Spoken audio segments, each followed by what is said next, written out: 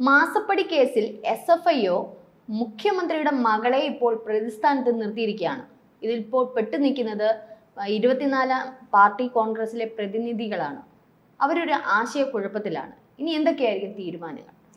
ഇതിൻ്റെ വലിയൊരു തമാശയെന്ന് പറഞ്ഞാൽ ഈ പാർട്ടി കോൺഗ്രസ്സിൽ പിണറായി വിജയനെ ബ്രാൻഡ് ചെയ്യുകയായിരുന്നു എല്ലാ പ്രതിനിധികളും.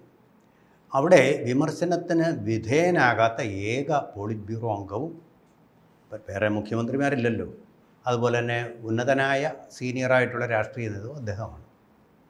അദ്ദേഹത്തിനോടുള്ള ആരാധന കൊണ്ടാണല്ലോ ഇദ്ദേഹത്തിന് ഇനി ഒരു വട്ടം കൂടി 75 വയസ്സ് കഴിഞ്ഞാൽ പാർട്ടിയിൽ മുഖ്യമന്ത്രിയായിരിക്കരുത്, പോളിറ്റ് ബ്യൂറോയിലിരിക്കരുത്, ബൃന്ദ കാരാട്ടിനെ പോലും തള്ളി നീക്കിക്കൊണ്ട് മുന്നേറുമ്പോൾ പിണറായി വിജയന് മാത്രം ഇളവ്, ചൈനയിൽ ഷീ ജിൻപിങ്ങിന് ഇളവ് അനുവദിച്ചതുപോലെ പാർട്ടിയുടെ ബ്രാൻഡായിട്ട്, ട്രെൻഡിങ് ആയിട്ട്, ബ്രാൻഡ് അംബാസഡറായിട്ടൊക്കെ അവതരിപ്പിക്കാൻ തക്ക ഒരു പാകത്തിലേക്ക് അദ്ദേഹത്തിനെ ഇങ്ങനെ ആരാധകരിങ്ങനെ സ്തുതി പാടിയും കുമ്പിടുകയും ചെയ്യുകയാണ്. ഒറ്റ വിമർശനം പോലും വന്നിട്ടില്ല. എന്ന് മാത്രമല്ല, തമിഴ്നാട്ടിലെ സ്റ്റാലിനായിട്ടുള്ള MK സ്റ്റാലിൻ, ശരിക്കും സ്റ്റാലിൻ, അദ്ദേഹവും ഇവിടെ വന്നിട്ട് പിണറായിയുടെ മോഡൽ നമുക്ക് അനുകരിക്കണം, സഹോദരൻ എന്നാണ് അവർ വിളിച്ചത്. അതെ, അത് അനുകരിച്ചുകൊണ്ടിരിക്കുക പുള്ളി. അഴിമതിയാൻ്റെ 700 കോടി ക്ലബിലേക്ക് കയറി അദ്ദേഹത്തിൻ്റെ അഴിമതി, കുടുംബം എല്ലാം കൂടെ ചെയ്ത് കൂട്ടിക്കൊണ്ടിരിക്കുന്നത്. ഇപ്പോഴും കൂട്ടിക്കൊണ്ടിരിക്കുക. ആ ഗ്രാഫ് ഉയരുക. ഈ പറയുന്ന എമ്പുരാൻ ചിത്രത്തിൻ്റെ ആ ഒരു കളക്ഷൻ പോലെ അദ്ദേഹത്തിൻ്റെ അഴിമതിയുടെ ഗ്രാഫ് ഇങ്ങനെ ഉത്തരോത്തരം ഉയർന്ന അഭിവൃദ്ധിയിലേക്ക് പോയിക്കൊണ്ടിരിക്കുന്നുണ്ട്. അപ്പോൾ അങ്ങനെയൊക്കെ പുകഴ്ത്തിക്കഴിഞ്ഞൊരു നേരത്താണ്. അപ്പോൾ കേന്ദ്രമെന്നൊന്നും ഇല്ല, ഒരു മിഥ്യയാണ്. സൗത്ത് മാത്രമേ ഉള്ളൂ, കേരളവും തമിഴ്നാടും മാത്രമേ ഉള്ളൂ. അതിനു മേലെ ഒന്നുമില്ല. ഈ കേന്ദ്രമെന്ന് പറയുന്നത് ഒന്നുമല്ലെന്നുള്ളൊരു വിശ്വാസദാർഢ്യത്തിൽ, വിശ്വാസത്തിൻ്റെ ആ ഹിമാലയ പർവ്വതത്തിലിരിക്കുമ്പോഴാണ് പെട്ടെന്ന്, നേരത്തെ കുറ്റപത്രം സമർപ്പിച്ചിരുന്നു, വാർത്തകളൊന്നും ആയില്ലത്, രണ്ടാം കുറ്റപത്രമാണിപ്പോൾ സംഭവിച്ചിരിക്കുന്നത്. കാരണം ചതിച്ചു, വഞ്ചിച്ചു, കൊള്ള ചെയ്തു എന്നുള്ളതൊക്കെയാണ്. സഹോദര സ്ഥാപനമായ കമ്പനികളെ അങ്ങനെ കൊള്ള ചെയ്യാൻ പാടില്ല. അവിടെ നിന്നും പണം കൈപ്പറ്റി അത് തിരിച്ചടയ്ക്കാതെ കമ്പനി പൂട്ടിക്കെട്ടി എന്നുള്ള, പൂട്ടിയാൽ കുഴപ്പമില്ല, കമ്പനിയെ ഇല്ലാതാക്കി. കമ്പനി എന്ന് പറയുന്ന ഒന്നും ഇല്ലാതാക്കി എന്ന് പറഞ്ഞാൽ ഒരു ഷെൽ കമ്പനിയായിട്ട് അത് മാറി എന്നുള്ളതാണ് എൻ്റെ അർത്ഥം. ആ കമ്പനി വൈൻഡപ്പ് ചെയ്യുന്നതിന് മുമ്പ്, ഇത് ലോക്കൗട്ടല്ല, അത് പൂട്ടലല്ല, കമ്പനിയേ ഇല്ല, അങ്ങോട്ട് പേരേ ഇനിയില്ല കമ്പനി. പിന്നെ ലോ മിനിസ്ട്രിയുടെ കേസിൽ കമ്പനി കാര്യ മന്ത്രാലയത്തിൻ്റെ കീഴിൽ അങ്ങനെ ഒരു സ്ഥാപനമില്ല, ഇല്ലാതാക്കി ടോട്ടലി, തിരിച്ചു വരില്ല അത്. ഈ വേറൊരു കാര്യം കൂടെ നമ്മൾ ഓർക്കണം, ഇത് എവിടെയായിരുന്നു ഇതിൻ്റെ ആസ്ഥാനം? ഈ കമ്പനിയുടെ കർണാടകം, ബംഗളൂരു. കേരളം ഏറ്റവും വ്യവസായ സൗഹൃദമായിട്ടുള്ള അന്തരീക്ഷമാണെന്ന് വ്യവസായ മന്ത്രിയായ P. രാജീവനും ഇദ്ദേഹവും ഘോരം കൊട്ടിഘോഷിച്ചുകൊണ്ട് ഇവിടെ എമർജിങ് കേരളയുടെ മാതൃകയിലുള്ള ഇൻവെസ്റ്റ്മെൻറ്റ് സമ്മിറ്റുകൾ സംഭവിച്ചുകൊണ്ടിരിക്കുമ്പോഴാണ് ഇത് സംഭവിച്ചിരിക്കുന്നത്. പിണറായി വിജയൻ്റെ മകൾ തന്നെ സ്വന്തം ഇൻഡസ്ട്രി തുടങ്ങാൻ പോയത് അദ്ദേഹം തന്നെ പറഞ്ഞതാണ്. എൻ്റെ ഭാര്യ റിട്ടയർ ചെയ്തപ്പോൾ കുറച്ച് ആനുകൂല്യങ്ങൾ കിട്ടി, ആനുകൂല്യങ്ങൾ കൊടുത്തിട്ട് മകളോടെ പറഞ്ഞു, നീ ചെല്ലും മോളെ, അവിടെ പോയി വ്യവസായം എന്തെങ്കിലും അങ്ങ് തുടങ്ങാം. നമ്മൾ സാധാരണഗതി കുട്ടികളുടെ ഈ 10 രൂപ കൊടുത്തിട്ട് നീ അവിടെ പോയി ഒരു മിഠായി വാങ്ങിച്ച് കഴിച്ചു, അല്ലെങ്കിൽ നമ്മളൊരു 50 രൂപ കൊടുത്തിട്ട് നീ പോയി അമുലിൻ്റെ ഐസ്ക്രീം ഉണ്ടെങ്കിൽ വാങ്ങിച്ച് കഴിച്ചു. പരമാവധി നമ്മളിതിങ്ങനല്ലേ കുട്ടികളുടെ കൊടുത്തയക്കാറ്.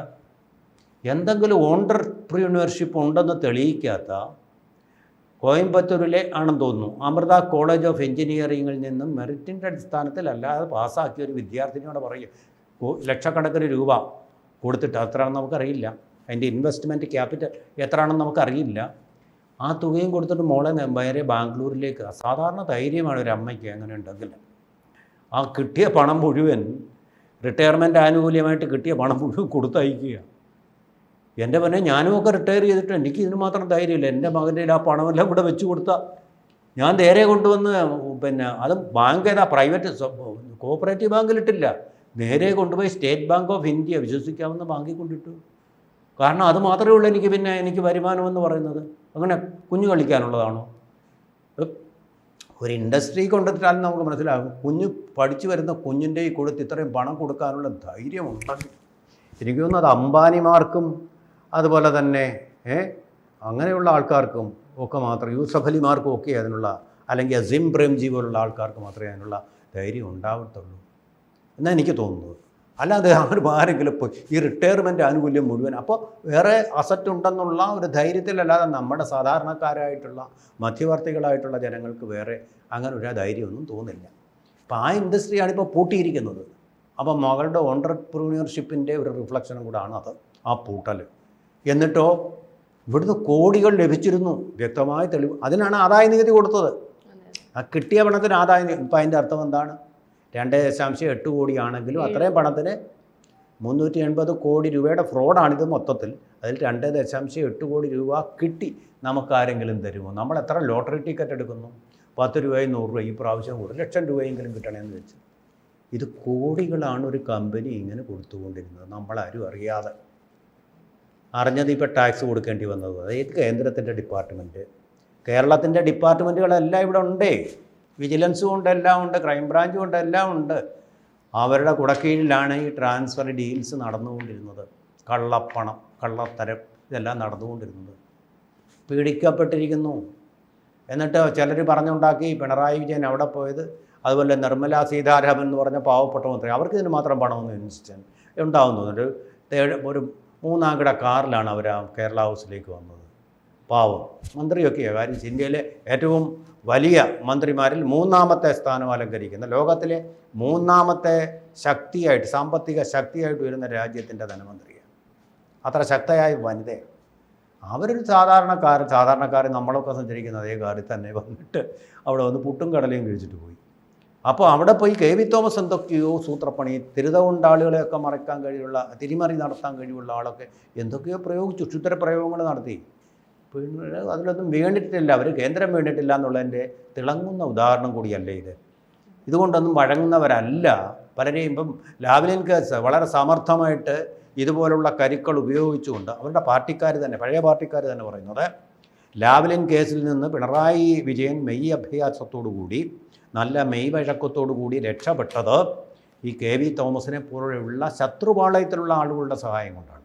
മൻമോഹൻ സിംഗും കോൺഗ്രസും ഭരിച്ചിരുന്ന സമയത്ത് അത്ര അസാധാരണമായ കഴിവുള്ള ആൾ തന്നെയാണ് പിണറായി വിജയൻ, ഒരു സംശയമില്ലാത്ത കാര്യമാണ്. പക്ഷേ ആ കഴിവ് ഇക്കാര്യത്തിൽ ധനാഗമന മാർഗമായിട്ട് ഉപയോഗിച്ചു എന്നുള്ളിടത്താണ് തെറ്റ് വരുന്നത്. അത് വലിയൊരു തെറ്റ് തന്നെയാണ്. എൻ്റെ കൈകൾ ശുദ്ധമായിരുന്നു എന്ന് പറയുന്നതാണോ, ഈ SFI കൊടുത്തിരിക്കുന്ന കുറ്റപത്രമാണോ ശരി എന്നുള്ളതിൻ്റെ ഒരു യുദ്ധമാണ് ഇവിടെ നടക്കുന്നത്. അവർ പറയുമല്ലോ ആശയ സംഘടനം എന്നൊക്കെ പറയുമല്ലോ, അവരുടെ ഈ പാർട്ടി കോൺഗ്രസിൻ്റെ നയരേഖയിലൊക്കെ ആശയ സമരം, അത്തരം ഒരു ആശയ സമരമാണ് ഇവിടെ നടക്കുന്നത്. ആര് പറഞ്ഞാണ് ശരി? നമ്മൾ ഓർക്കുക, ഇപ്പോഴും ജീവിച്ചിരിക്കുന്ന V.S. അച്യുതാനന്ദൻ പറഞ്ഞിട്ടുണ്ട്. എന്ത് പറഞ്ഞു പിണറായി വിജയനെക്കുറിച്ച്?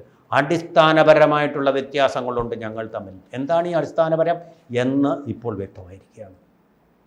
V.S. അച്യുതാനന്ദൻ്റെ മകനെ കൊടുക്കാൻ പലരും ശ്രമിച്ചു, ആർക്കും കഴിഞ്ഞില്ല. P.K. കുഞ്ഞാലിക്കുട്ടി ഉൾപ്പെടെ പലർക്കും. ഐസ്ക്രീം ബാറിൽ അദ്ദേഹത്തെ പ്രതിയാക്കിയതിൻ്റെ പ്രതികാരമായിട്ട് ഒരൊറ്റയാൾക്കും പരിക്കേൽപ്പിക്കാൻ കഴിഞ്ഞിട്ടില്ല, ഇന്നും ജീവിച്ചിരിക്കുന്നു. നോക്കൂ പിണറായി വിജയൻ. അവിടെയാണ് അടിസ്ഥാനപരമായിട്ടുള്ള വ്യത്യാസം. വിജയൻ പറഞ്ഞ വ്യത്യാസം. ആ വ്യത്യാസമാണിപ്പോൾ കേരളീയർക്ക്, പാർട്ടിക്ക് ഇതുവരെയും ബോധ്യമായിട്ടില്ല. പാർട്ടിയിൽ തന്നെ ചിലർക്ക് ബോധ്യമാവുന്നുണ്ട്.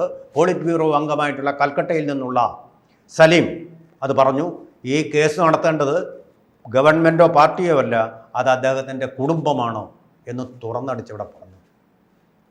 അതാണ് സ്ഥിതപ്രജ്ഞതയുള്ള ഒരു അഭിപ്രായം. 24ാമത് പാർട്ടി കോൺഗ്രസ് നടക്കുമ്പോൾ ഇദ്ദേഹത്തിന് ഒരു ബ്രാൻഡ് അംബാസിഡർ ആയിട്ടാണ് ഇപ്പോൾ കണക്കാക്കുന്നത്. കാരണം അതിനും കാരണമുണ്ട്. കേരള രാഷ്ട്രീയത്തിൽ CPM-ന് അത്രയേറെ ഒരു ശക്തി, അത്രയേറെ ഒരു സ്വാധീനം മറ്റുള്ള സംസ്ഥാനങ്ങളിലെ അപേക്ഷിച്ചിട്ടുണ്ട്. അപ്പം സ്റ്റാലിനായാലും ഇപ്പൊ കേന്ദ്രത്തിൽ സ്റ്റാലിനും രണ്ടും എന്താ പറയുക, അത്തരത്തിലുള്ള ഒരു അസ്വാരസ്യം തന്നെ കേന്ദ്രത്തിൽ സ്റ്റാലിനുമുണ്ട്. അതുപോലെ തന്നെ സ്റ്റാലിനും പറയുന്നുണ്ട്, മുഖ്യമന്ത്രി പിണറായി വിജയനും കേരള സംസ്ഥാനം ഇത്തരത്തിൽ കേന്ദ്രവുമായിട്ട് അത്ര നല്ല ഈ പറഞ്ഞതുപോലെ സൗഹൃദത്തിലല്ല എന്നുള്ളത്. അപ്പം ഇവർക്ക് നേരിടുന്ന ഈ ഒരു അസ്വാരസ്യങ്ങൾ കേന്ദ്രം ഇങ്ങനെ കൊടുക്കുന്നത് മനഃപൂർവ്വമാണ്. അതുകൊണ്ടാണ് ഈ ഒരു കേസ് തന്നെ ഇങ്ങനെ വരുന്നത്. EDയുടെ അന്വേഷണങ്ങളായാലും മറ്റുള്ള രീതിയിലും കേന്ദ്രം ഇടപെടുന്നത് എന്നുള്ള രീതിയിലാണ് ഇപ്പം വരുന്നത്. അത് തന്നെ ME ഗോവിന്ദനും പറയുന്നത്, ഞങ്ങൾ പാർട്ടി ഒത്തൊരുമയോടുകൂടി തന്നെ ഒരു കവചമായിട്ട് മുഖ്യമന്ത്രി പിണറായിക്ക് ഉണ്ടായിരിക്കുമെന്നുള്ളത്. ഇതുപോലെ കോടിയേരി സംസ്ഥാന സെക്രട്ടറി ആയിരുന്ന പാവം കോടിയേരി അസുഖബാധിതനായിരുന്ന സമയത്ത് അദ്ദേഹത്തിൻ്റെ മകനെതിരെ കേസ് വന്നു. അന്ന് പിണറായി പറഞ്ഞത് ഇതിൻ്റെ സത്യം എന്താണെന്ന് നമുക്കറിയില്ല, സത്യം പുറത്തു വരട്ടെ എന്നാണ് പറഞ്ഞത്. അന്ന് പറഞ്ഞില്ല ഇത് കേന്ദ്രത്തിൻ്റെ രാഷ്ട്രീയ പ്രേരിതമായിട്ടുള്ള അന്വേഷണ നീക്കമാണെന്ന്, ഒരിക്കലും പറഞ്ഞിട്ടില്ല അദ്ദേഹം. പക്ഷേ ഇദ്ദേഹത്തിൻ്റെ കാര്യം പറയുമ്പോൾ മാത്രം ഒരു ഇളവ്, ഒരു വ്യത്യസ്തത, ഒരു പ്രത്യേക സംവരണം എന്നൊക്കെ പറയുന്നത് പാർട്ടി തന്നെ ആലോചിച്ച് നോക്കേണ്ട കാര്യം, നമ്മുടെ കാര്യമല്ലത്. ED അതിൻ്റെ കാര്യം ചെയ്യും, ഇപ്പോൾ SFIO അവരുടെ കാര്യം ചെയ്യും, ഇനി വേറെ ഏജൻസികൾ വരാനുണ്ട്. കാരണം ഡയറിയും കൂടാണ് കുറ്റപത്രത്തിൻ്റെ കൂടെ സമർപ്പിച്ചിരിക്കുന്നത്. അതിൽ PK കുഞ്ഞാലിക്കുട്ടി ഉൾപ്പെടെ പലരുടെയും പേരുണ്ട്. മാന്യനായ അദ്ദേഹം, അത് ഞാൻ ആവർത്തിച്ച് പറയുകയാണ്, സമ്മതിച്ചു ഈ പണം ഞാൻ കൈപ്പറ്റിയിട്ടുള്ളതാണ്. പക്ഷേ മറ്റുള്ളവർ പറഞ്ഞിട്ടില്ല, സംഭവിച്ചിട്ടില്ല.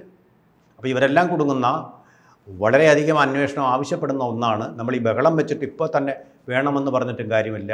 നമ്മുടെ നീതിന്യായ വ്യവസ്ഥ അനുസരിച്ച്, നമ്മുടെ ഭരണഘടന അനുസരിച്ചും 1000 കുറ്റവാളികൾ വെറുതെ പോയാലും ഒരു നിരപരാധി ശിക്ഷിക്കാൻ പാടില്ലെന്നുള്ളതിൻ്റെ സ്പിരിറ്റ് വെച്ചിട്ട് ഇതിൻ്റെ തെളിവുകൾ വളരെ സമർത്ഥമായിട്ട് ആലോചിച്ച് സമർപ്പിച്ചാൽ മാത്രമേ ഈ പ്രതികൾ ശിക്ഷിക്കപ്പെടുകയുള്ളൂ എന്നുള്ളതുകൊണ്ട് വളരെ സമയമെടുക്കും. ഇത് ഒരു വലിയ പ്രോസസ്സാണിത്. വലിയ അത് തന്നെ ഇപ്പം തന്നെ അന്വേഷണത്തിൻ്റെ റിപ്പോർട്ടെന്ന് പറയുന്ന ഈ കുറ്റപത്രം എത്ര പേജുകളുള്ളതാണ്. ഇതൊക്കെ തയ്യാറാക്കാൻ എത്രമാത്രം ആലോചിക്കണം.